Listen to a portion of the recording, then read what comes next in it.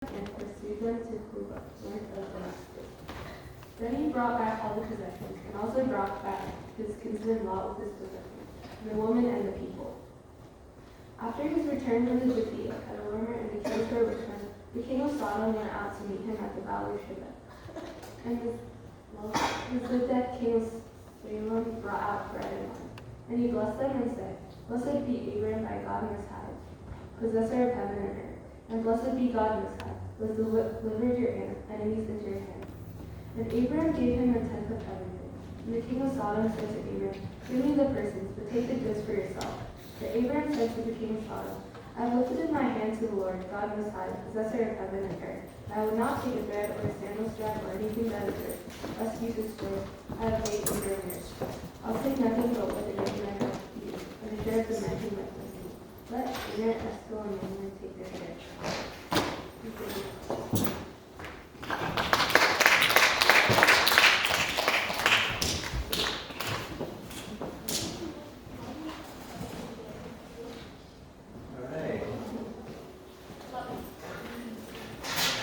Alright, so I'm gonna ask everyone, can I ask all the girls from the back row to move up to the front, please?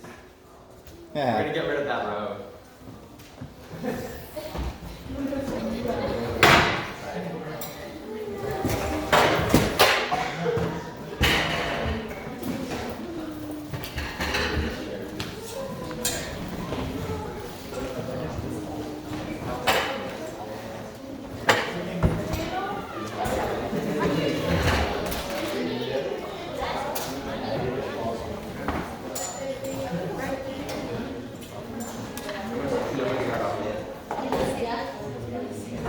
Thanks, girls.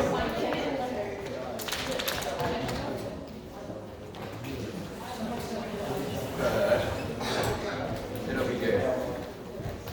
Are we ready? All right, we're gonna start. Here.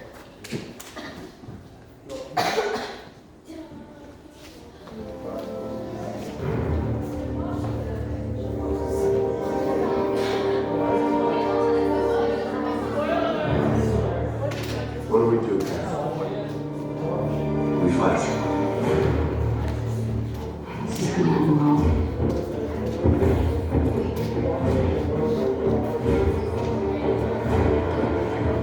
You're not stopping. Neither are we.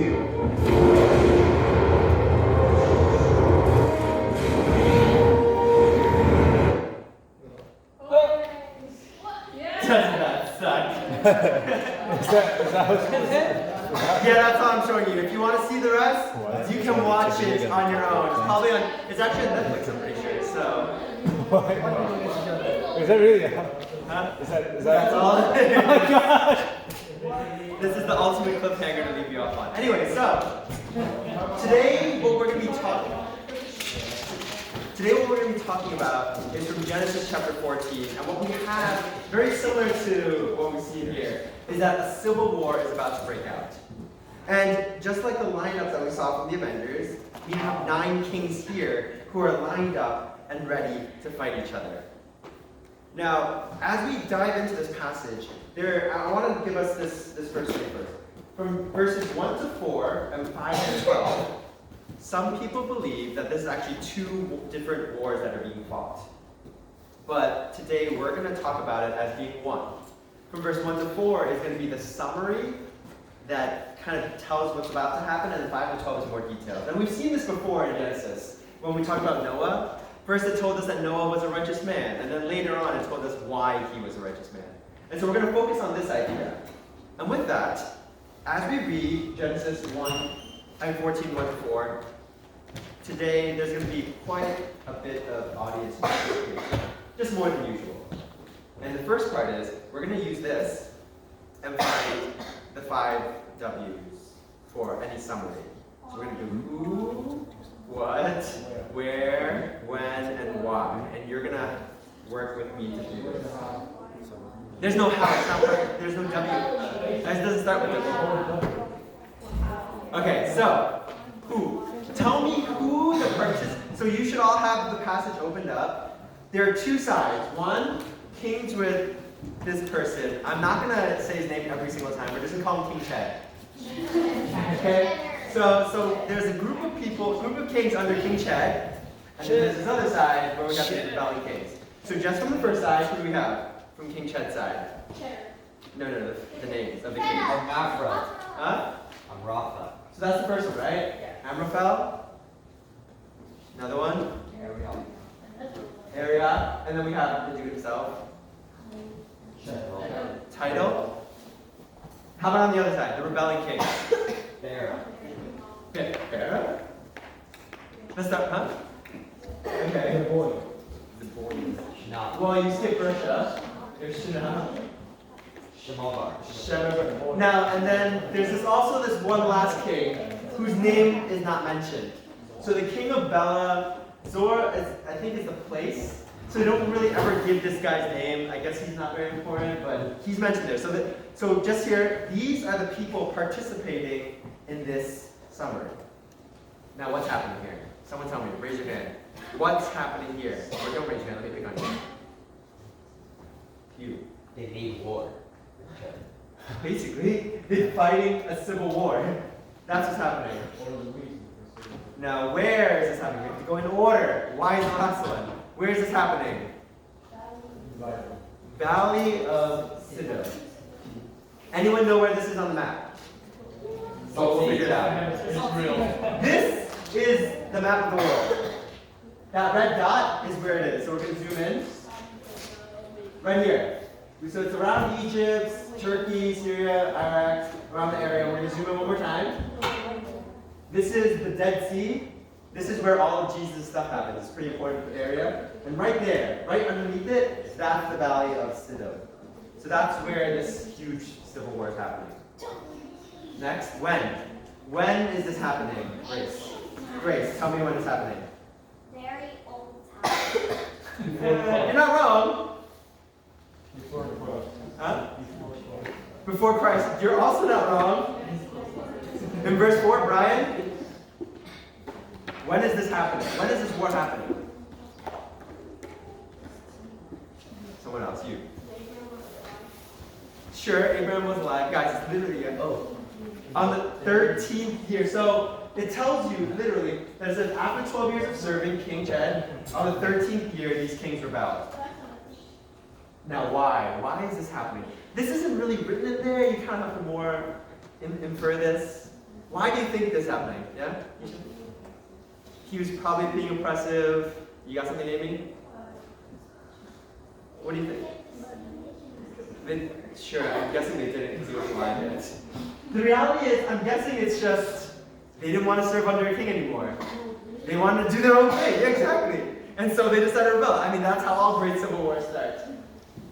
And so this is just some background information for us to understand what is about to happen next. And what happens next in verses 5 to 7 is this conquest.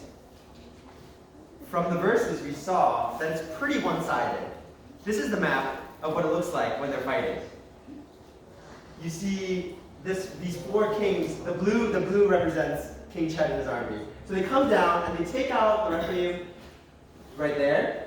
Then they take out the Zuzim right there, and then the Emim. And then here they take out the Horites in this area, this mountain area. But that's not enough. They push all the way down to El Paran. So if you guys don't remember this area, there's a name for it. At this moment, this is the land of Canaan. And so these kings came in and basically went from the top of Canaan, brought themselves all the way down, defeating every single army. And then that's not enough, because then they come back around, loop up, and hit them from the other side of the Dead Sea. And ultimately defeat all the Amorites, the Amalekites, right there. Oops, too fast. Right there in the middle. This coalition of four kings in fighting this war completely wins every single battle from top to bottom of Canaan and comes back around to do some more damage. Nice. Some would say it's nice, some would say. From verse 8 to 9, though, this is where we find out that the other five kings are now fighting back. The five kings from the rebelling army, they meet them right in the Valley of Siddim and are ready to challenge them to try to win back some of what they've lost. But if you read in verse 10 to 12, that doesn't happen. Instead, they're actually running away because that's how badly they're losing. I think verse 10 is actually telling us that there are pits that they fell into because they were so busy running away that they didn't even notice it fell in. They are running for their lives because they can't fight back, they can't win. But on top of that, in verse 12, the kings that are under the coalition with King Chad doesn't just defeat the Canaanites. He also captures Lot.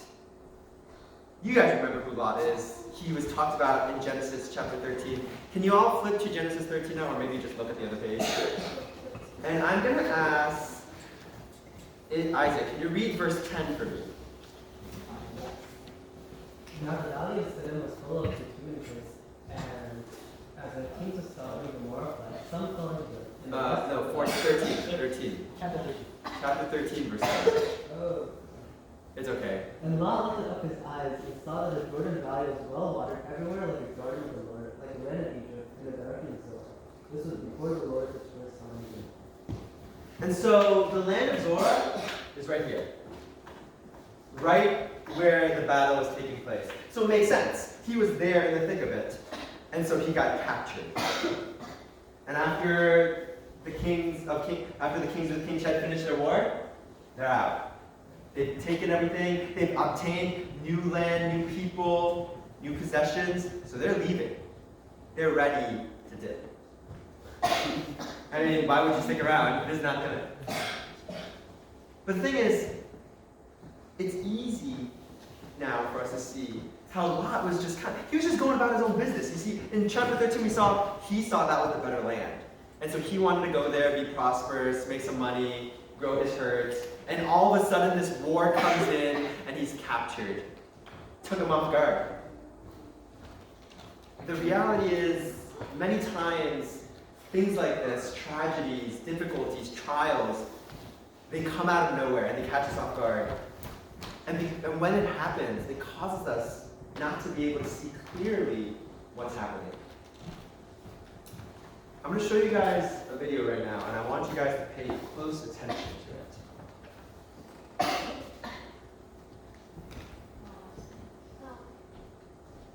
believe it.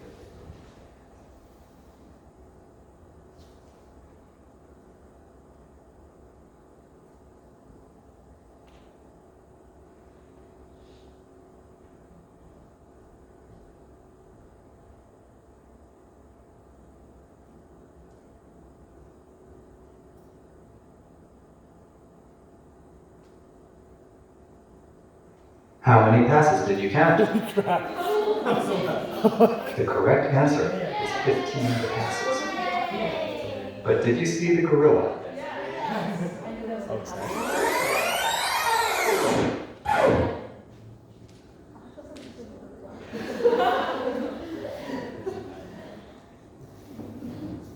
Okay. So, how many of you saw 15 passes? Raise your hand. Okay. How many of you saw the gorilla? Raise your hand. How many of you knew that the gorilla was going to show up? Okay, some of you already knew. The thing is, it's easy for us when we're paying.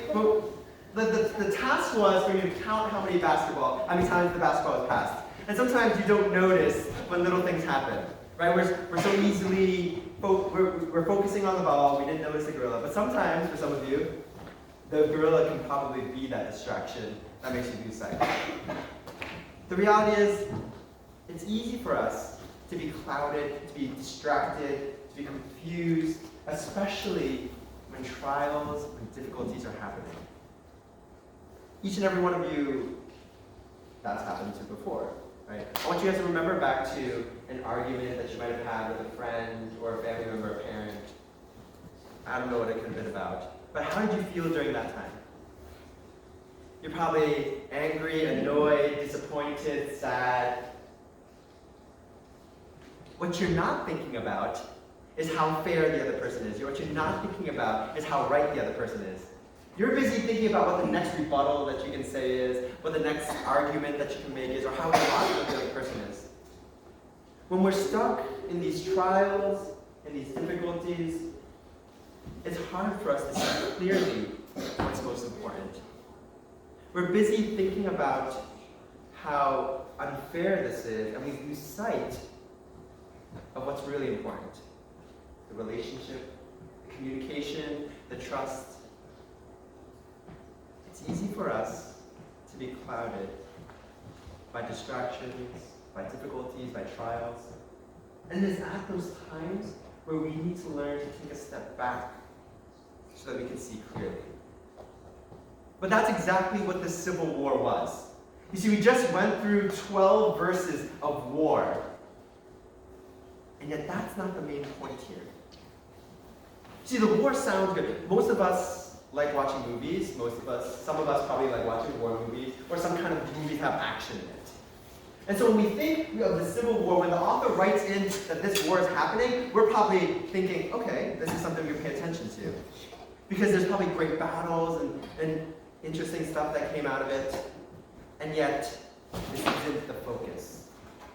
You see, what the author wants us to notice is that this isn't the focus. This passage is not focusing on verses 1 to 12, not this war. That's why he gives so little details about it. Instead, he's pointing us towards the climax of an Avenger to come. See, an Avenger is about to come, and all of our eyes are being pulled to look at this one man who we know as Abraham.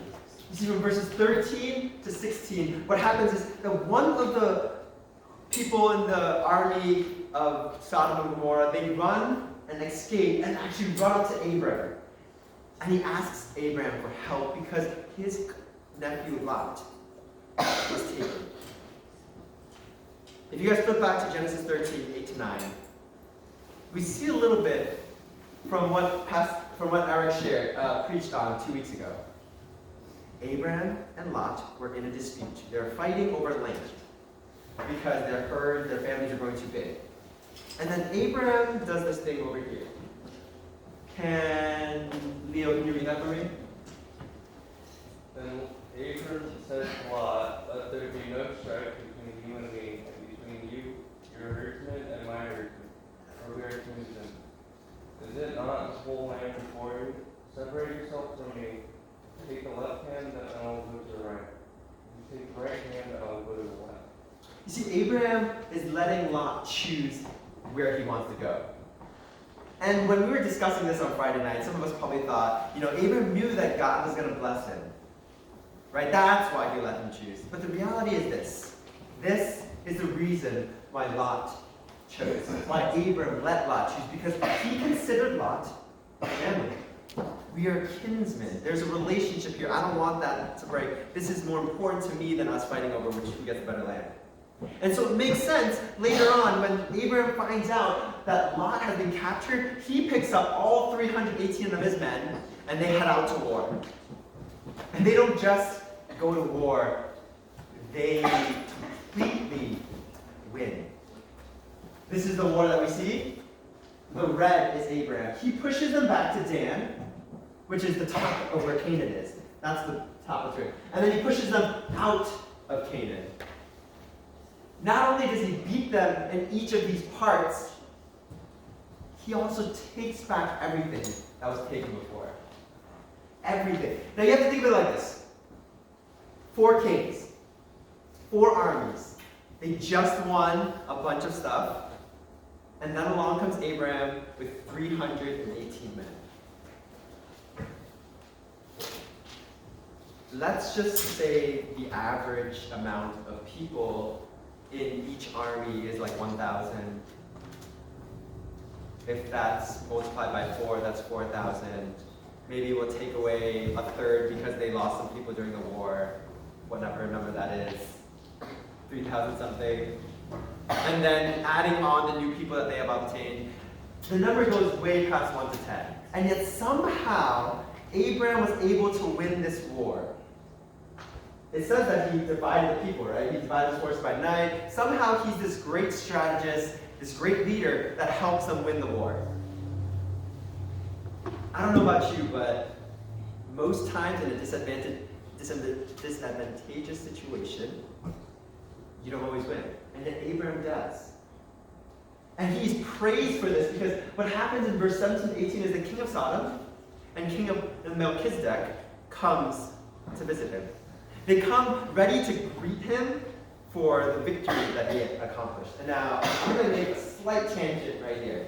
Slight tangent for my sermon because this guy is pretty important. For the first time in all the Bible, there is one person that is named as a priest. No one else has been called a priest of God until now. Not only that, he is the only normal human being who has these two roles, king and a priest. Nowhere else in the Bible will you find a normal person who has those two roles. But what I want you to focus on isn't just the king himself, isn't this Melchizedek person. But I want us to take a step back and look instead at the roles that he fulfills. There's one other person in the Bible that fills those roles. Who is it? You're right, say it. Yes. Very simple, right? Sorry, that's where the Valley of Shaveh is. That's where they met to greet Abraham. But in Hebrews 5:5, God declares Jesus as being that high priest. In John 18, when Jesus is before Pilate, when he's being questioned, he implies that he is a king, but his kingdom's not on earth. Jesus alone fulfills this role, these two roles, and one more, which we will somehow get to in some other time, as prophet. But that's just a slight tangent. Remember, not just this king, but remember these roles. Priest and king. Because someone comes down, way down the line later, to fill those roles. But anyway, back to the sermon. Melchizedek comes with bread and wine. Y'all get bagels every single morning on Sundays. Unless you guys forget to clean up, then you don't get bagels anymore. Did you guys clean up this time? The reality is that Melchizedek brought bread and wine, which normally is what the royalty had during their feasts. So what he was basically preparing for Abraham while welcoming back was a royal feast. To congratulate him, to celebrate his victory. Everybody is looking at Abraham right now. This man has done the impossible, has won an impossible war. And yet, this still isn't the purpose for the sermon. This still isn't the main purpose for this passage. Because now we need to take one more step back so we can see clearly who the passage is really trying to point to. And that's not just any other avenger. We're talking about the avenger. Melchizedek, in his blessings later, if you guys look at verse 19, it says that he blesses Abraham. Right? Makes sense. Melchizedek represents mankind because he is a king. But he also represents God because he's a priest. And so he blesses Abraham. But in verse 20, he does this. He says, "Blessed be God." And when you bless God, it's just giving God praise or respect or reverence. But he blesses God because he delivered Abraham's enemies into his hands. See, Melchizedek, he was removed from the situation. So he was able to take a step back and recognize that this whole time, this whole war, everything that's happened, it wasn't Abraham on his own. This whole time, everything that's happening, that was God. See, he knew what was most important. He knew that God was working in the background this whole time, that God had Abraham's back. Because he was detached from the situation, he was able to see clearly that everything was God. God was working in the background. And for today, many of you might have heard parts of my testimony before at certain times. But if you haven't, here's a little piece of it. During my senior year of high school, in the summer of it, I went on a retreat. And you guys know what retreats are like. It's fun. You go without your parents, you meet new people, you have some fun, maybe you get convicted a little bit by Jesus, and then you come back, and you're like, okay, I'm going to change my life or the way I live for a little bit, and then go back to normal. So that's what I thought was going to happen at this retreat. But I wasn't prepared for God to meet me face to face. You see, leading up to that retreat, I thought I was living a high school life. See, I was doing well in school, didn't even have to try that hard. I got into the college that I wanted to go to that was nearby, so that was good. I was dating a great girl at the time, so even better. Everything by high school standards was fitting into place. And yet, when I went to that retreat, what I ended up reading was Romans 6:23. Y'all know what Romans 6:23 is. You guys hear it over and over again. I knew it. I've heard it. Romans 6:23, for the wages of sin is death. That's such a common verse. You gotta know it. That's right, JB. Now you know it. And yet, for some reason, when I read it at that retreat, it wrecked me. For some reason, at that retreat, when I read it again, it broke me.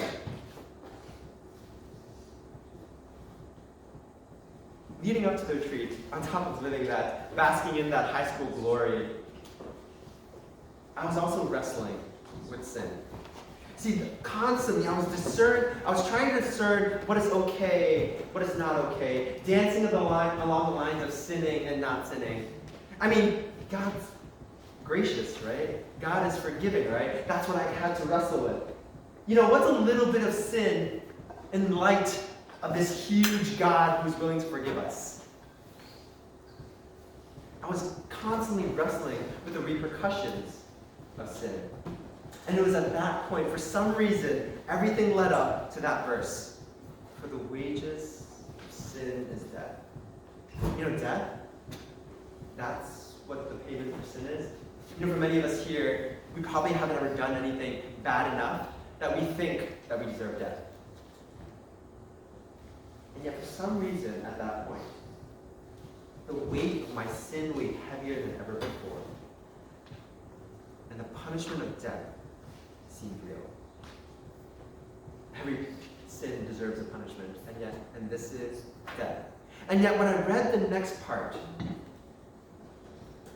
for the gift of God is eternal life through Christ Jesus our Lord, that's what forced me to take a step back and see things more clearly.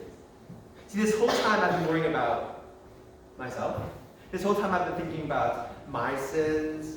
And God came down. Yeah, God sent Jesus down to forgive my sins. Like I should be okay. But in reading that verse, my perspective changed. I was able to take a step back and see that's not about me.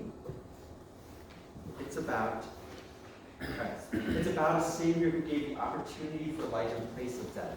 And even now, as I take steps back to see what was happening, I saw that God was using each situation throughout my high school life, each decision that I was making, to ultimately lead me up to that point to meet Him face to face. God was working in the background. He was supporting and pushing me forward. And you see, Abraham knew that. He did. Because when King Melchizedek gave him those blessings, he gives him back a tenth of everything. A tenth usually is what we think is tithing, right? Abraham doesn't give this, though, out of feeling indebted to God. But he gives this to Melchizedek because he recognizes that this was not his own work. He recognizes that this is not his, because he's not the one who did this. It was God. Even later, when this rude king of Sodom comes up and is like, yo, give me my people back, and you can keep the possessions. This guy just lost a war, barely clinging on to death, and he comes up to the victor of the war and demands his people back. But thinks that like giving Abraham the possessions is doing him a service. Even when this happens, Abraham shows him grace. He gives everything back. Because Abraham knows this is not his own power. He has now restored his relationship with God. If you guys remember back to Genesis chapter 12, he kind of made that bad decision about pretending like his wife was his sister, and then kind of made that decision about going to Egypt and not doing everything right. And so him and God were kind of like, not in a very good place. But here, something has happened. Here, he's willing to trust completely in God and recognize that what's most important here isn't the victory, isn't the possessions, but God. See, Abraham was able to detach himself from the situation and take a step back. and recognize what was most important and see clearly. Right now, what I want you guys to do is I want you to stand up. Leave your Bibles down and stand up. And find yourself some open space. So don't stand in the rows. You're going to need some more space than that. There's a lot of open space in the back now because we took way up. Okay. Now I want you to close your eyes. Everyone close your eyes. And I want you to think back to an accomplishment that you've had. Something that you've accomplished in life. It could be that grade that you got in your class. It could be winning states in competitions in music or sports. It could be something you've done or something you've made. How did it feel when you finally succeeded? The praise that people were giving you, the encouragement. Now I want each and every one of you to take one step back. Literally take a step back. And I want you to now think about and remember all the work that you had to put in to bring that about. The days and nights spent practicing, studying, the breakdowns or not breakdowns that you had, all that work that went into it to get that result. It's been rough. I want you to take one more step back. Now what I want you to see or reflect on is the fingerprints that God has left in your life. You see, each and every one of you has accomplished things, big or small. But the reality is, it's hard for us when we're in that moment to really see what God has been doing. But now I want you to take this time, now that you've taken some steps back, to see where has God been in this whole situation. It could be with the little encouragement or little pushes that He's given you when you're right about to give up. It could be the friends, the family members, the people who've come alongside you to support you through it all. The reality is, sometimes it's hard for us to see what's most important, but to see clearly. But when we take steps back, we're able to see more clearly. When we take steps back, we can see what's most important. When you take steps back, you can see that God's been working in the background, that God's got your back this whole time. Every single situation that you're going to face, that you do face, He's been there. My challenge for us today is this. As you go through your high school, your college, your work life, you're going to accomplish a lot more. You're also going to face a lot more difficulties.